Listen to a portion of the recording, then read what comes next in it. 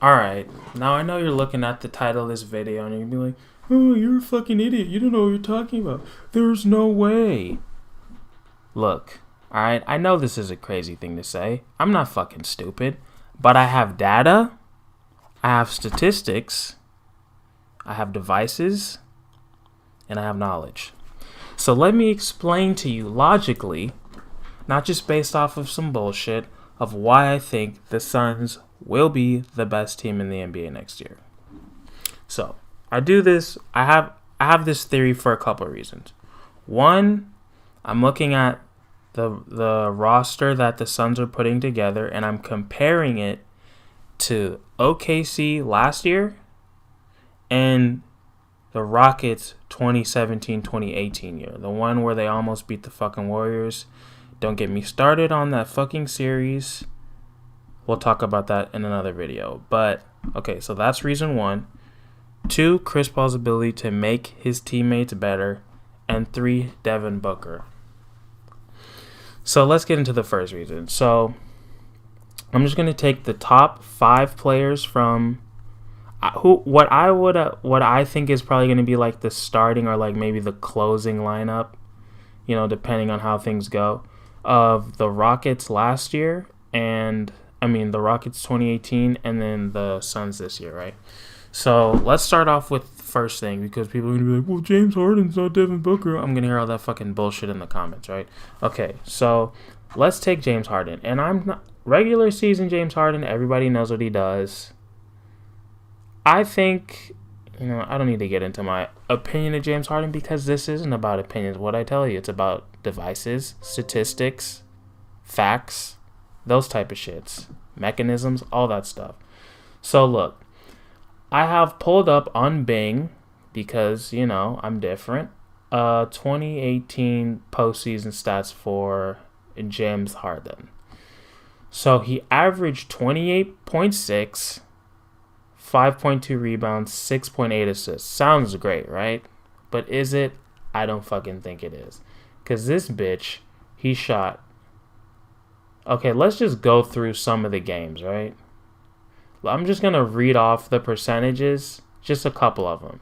So the first game in the first series, he played really fucking good. He had 41 points, and he shot 58% from the field and 58% from 3, which is crazy.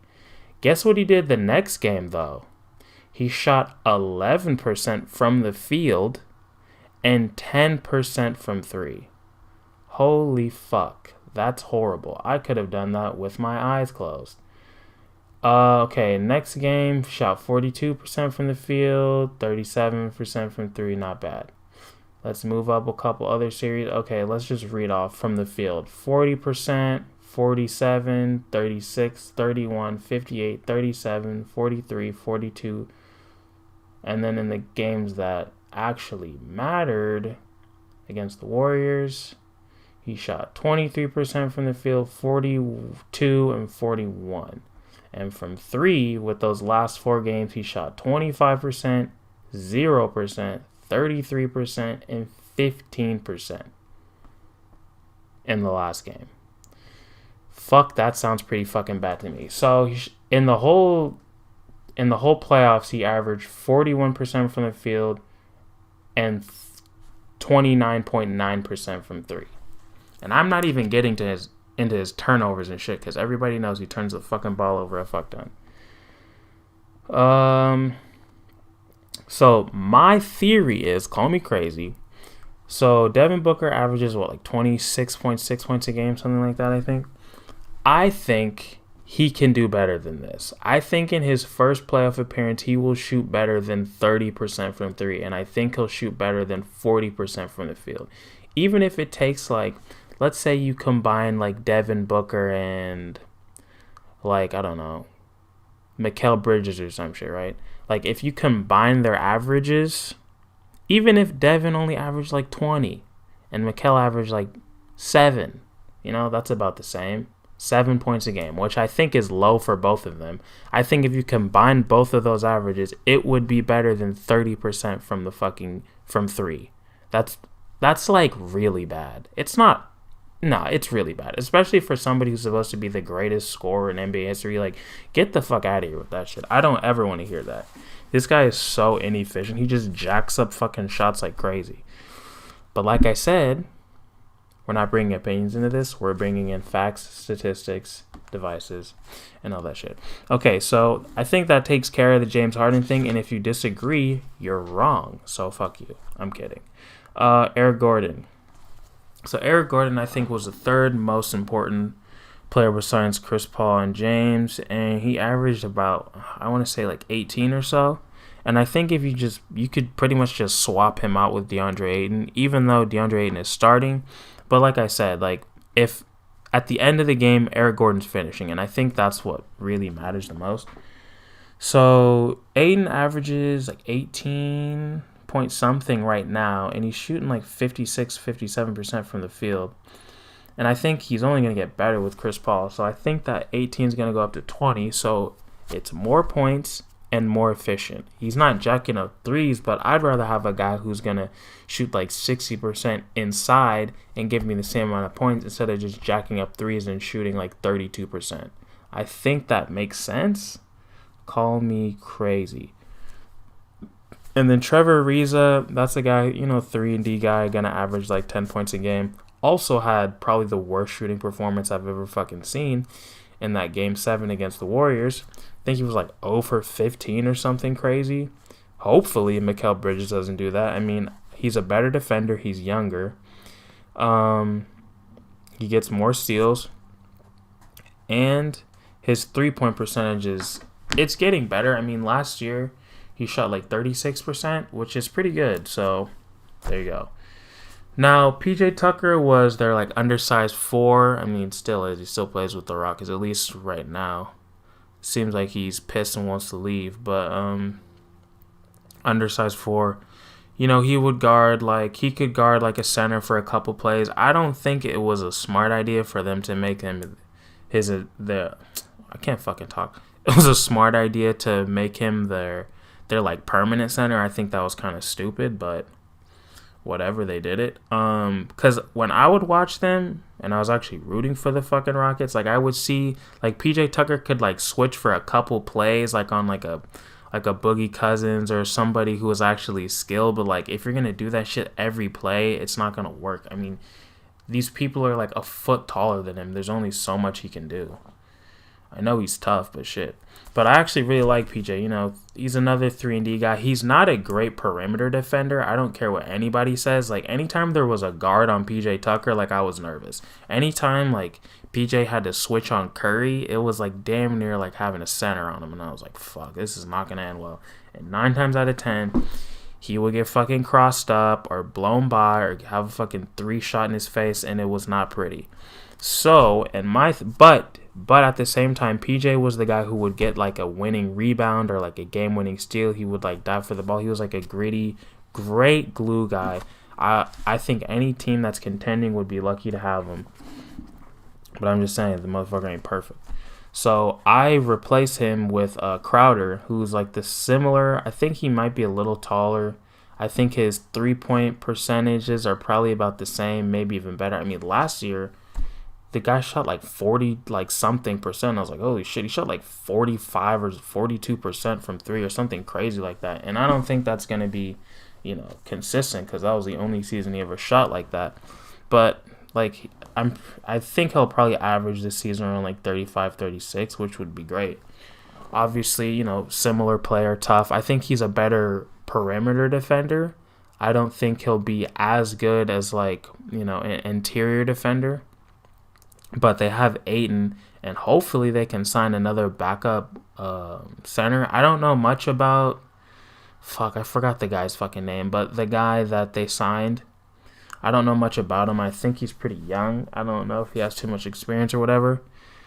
But, yeah. So moving on. So that takes care of that. So that's the main players. And then obviously Chris Paul is still Chris Paul. I don't think he's fallen off, if much or if any, since that Rocket year. So I mean, I think the only reason his stats went down from the OKC is because he was they had 3 guards in their main lineup, like 3 fucking point guards. Like, obviously, you're not going to be getting as many assists, but I think perfectly well. Like, if Chris Paul wanted to, he could average 20 and 10 still. So, okay. So, and the reason I bring up the OKC lineup from last season that Chris Paul was on was because, one, nobody, even myself when I first heard the news, nobody thought that they were making the fucking playoffs.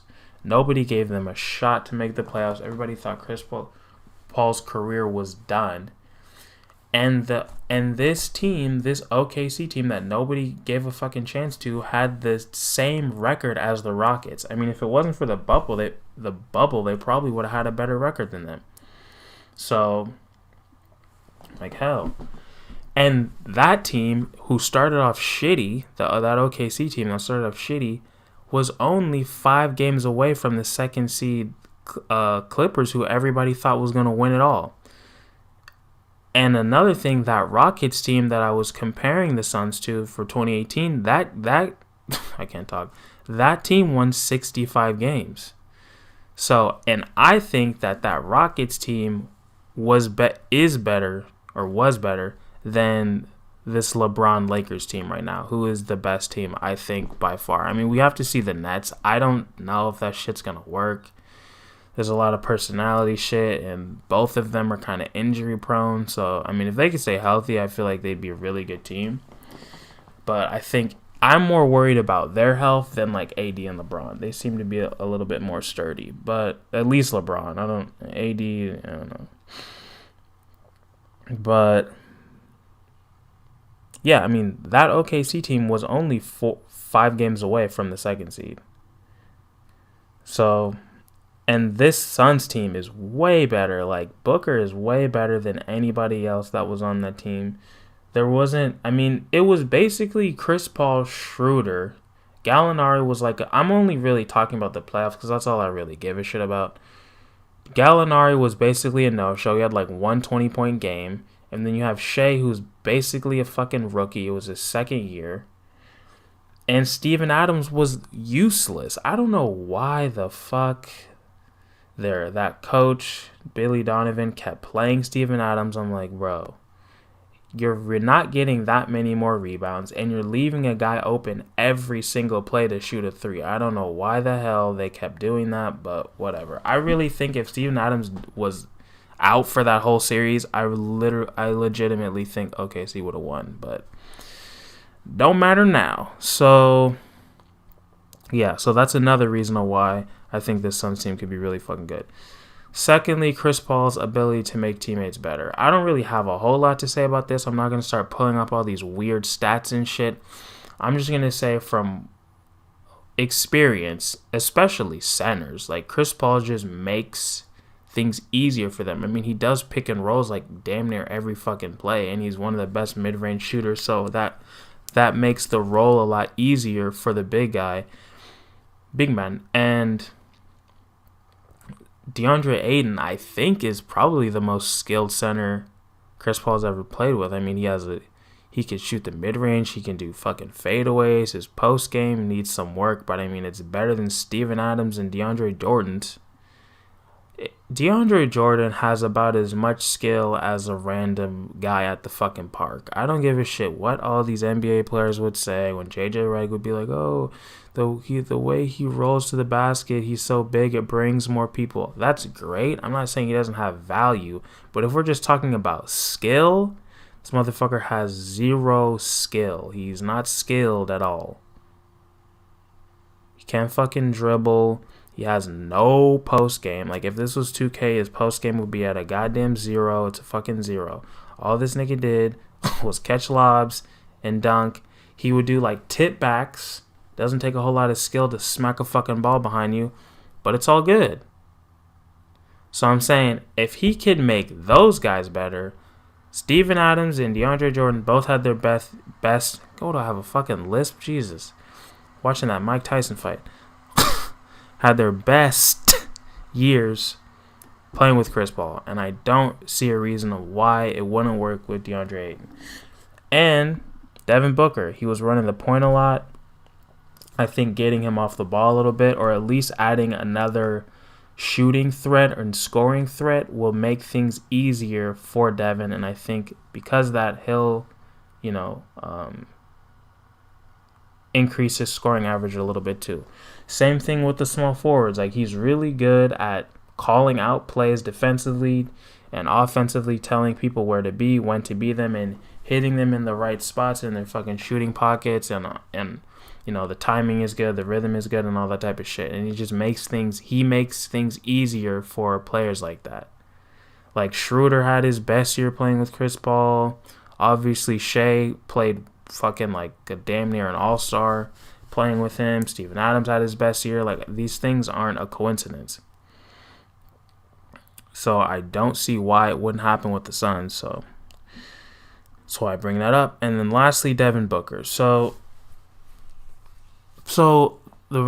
Obviously the main reason of why that Houston Rockets team was so good is because of James Harden. He's one of the best scorers, at least in the regular season. I still will never give him any credit. I'm not calling him the best or one of the best at anything when you suck in the playoffs every year. I'm sorry. Like, I can't. It's just weird. Like, when it matters, you choke every time, and I have to compliment you? Like, no, get your shit together. But that's just me. So, you could bring up the fact that Devin Booker's never been to the playoffs, and what if he chokes, and what if this, what if that? And I don't see that happening because of what I've observed from him so far. Now, a lot of this shit is just me guessing because, he's never been in the playoffs, so I don't really have a lot to go off of. But this is what I can go off. One is game winners. Now, obviously in the bubble, he had the one against the Clippers. That was a big one. But just coincidentally, like maybe a week or so ago, maybe a couple weeks, I don't know. I was just watching like a NBA compilation. Did I say NBA? Holy shit. I was watching an NBA compilation of just like game winners and clutch moments and shit. And Devin Booker was in there quite a bit. And you know who actually, that's a lie. I did see James Harden. But I saw him on the defensive team. That's where I saw James Harden. I saw James Harden on the team that was playing defense on the guy making the shot and therefore losing the game. I saw him like 3 times, and I think I probably saw like Devin Booker hit like 3 or 4 game winner, something like that. So that's something that I can go off of, just showing that he's not afraid to take the big shots. And bringing up James Harden again, it's weird to me because he doesn't have that many game winners as somebody who's had like the fucking key to the Houston city for like 7 years, and he's been the guy for like 7 years. You don't think he's had those opportunities? He has. He just shies away from them because he's soft. But again, that's a video for another day. I don't think Devin is soft. Obviously, I've never fucking met the guy. I don't know him. But from what I've seen, just me observing, he seems like he has like that it factor in him. Like that Kyrie, Steph has that. I think Chris Paul has that. Who else would I say? LeBron for sure, obviously. Jimmy Butler. Like, they have like that factor where they're just a winner. Even if their team is losing, they have that like, I'm gonna fucking take over this game and win it factor. And like, I don't give a fuck. Like, Lillard is like that.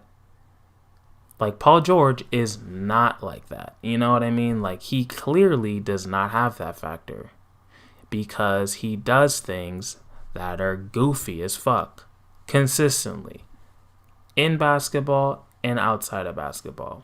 I'll get into that maybe in another video, but this video's been long enough. I think you guys get the point. And actually, one more thing. The bubble. When it mattered, he played well and his team played well. So that's one more thing I can give him credit for. I mean, they went 8-0 when they needed to. And like somebody like, or a team like the Trailblazers, even though they were kind of injured, I mean, Suns didn't have Oubre, so it's not like they were totally healthy. But it's like when they needed to, a lot of games were close. Like take for example, that the Brooklyn game when it was Portland versus Brooklyn. Fucking LeVert had a pretty open mid-range jump shot that would have sent the Trailblazers out the playoffs, but he just happened to miss it. And that was with no Kyrie, no KD. I don't even think like their main point guard played. What's the fucking guy with the afro? I can't think of his name, but you guys know what I'm talking about. The tall ass dude with the fucking afro on the Nets. So like that should have been an easy win, and they barely won that game. So obviously it's not that easy. So yeah, to make a long story short, I think this team has a lot of promise, and I think they can be just as good, if not better, than that Rockets team. Because I think the chemistry between James Harden and Chris Paul, I think the chemistry between Chris Paul and Devin Booker will be better than it was with Chris Paul and James Harden. I think that could theoretically be a better backcourt, especially in the playoffs when it actually matters. And then the rest of the pieces, I think they're better, and that they might even be deeper, because they have, like, I didn't even get into like the Etuan Moores, the Langston Galloways, the Cameron Johnson, who shot like 39%. I mean, this is how I see it. You're teaming up Chris Paul, who's like one of the best old school, I guess you could say, quote unquote, point guards ever. The guy who wants an advantage over every play, tries to make the right decision on every fucking play, like best assist to turnover ratio like ever. That's his thing. A fucking basketball savant, as Stephen A likes to say. You're giving this guy basically a superstar in Devin Booker. I think that's fair, right? You're surrounding him with a bunch of really solid, like, shooting 36 to like 41, 42 3-and-D wings, and then a really talented center who can give you like potentially like 20 and 13, and a good coach that he likes. And if this team has like they gel well and they have a good defensive mindset, I don't see why they can't be the best team. I really don't. So let me know what you guys think. I know this video is kind of long, but yeah, let me know if you think I'm crazy. I'm not, because I just hit you with facts. Oh yeah, I forgot to tell you this. I just got an email from YouTube, and they told me for every like, there will be a 40-year-old virgin who will lose his virginity tonight if you like the video. And if for every, they said, so for every time you like, the virgin loses virginity. If you don't like the video, a panda will die. I don't know. I'm just reading it. This is what they're sending me. So if you don't like the video, a panda will die. And if you dislike the video, 2 pandas die. So I don't know. If you don't like pandas, do what you want. I mean, I think it's kind of fucked up. But, I'm just relaying the message. So thank you guys for making it this far. And I'll see you in the next one.